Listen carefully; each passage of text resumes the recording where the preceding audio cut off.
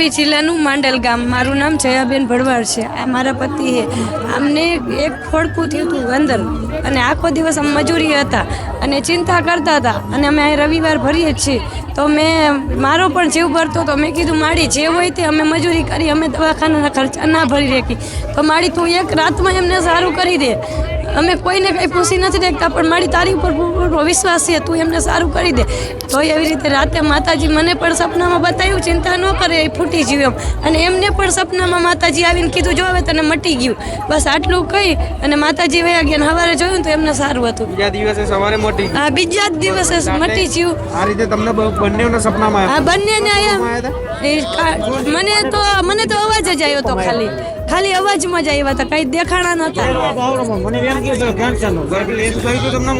ફોડકો મોટો જબરો કાયદેસર. હા, હું જોઈને હું ચિંતા કરતી હતી. મારે નાના હા એવું જ લાગતું હતું જ. એક રાતમાં માતાજીએ મટાડી દીધું. તમે પ્રાર્થના કરી માતાજી સપનામાં હા, સપનામાં આવી. ચેકો મારી. તમે બીજા દિવસ સવારે ઉઠ્યા કઈ નતું. હવે માતાજીને દિલથી પ્રાર્થના કરું કે માડી અને માવા પણ મુકાવી દે.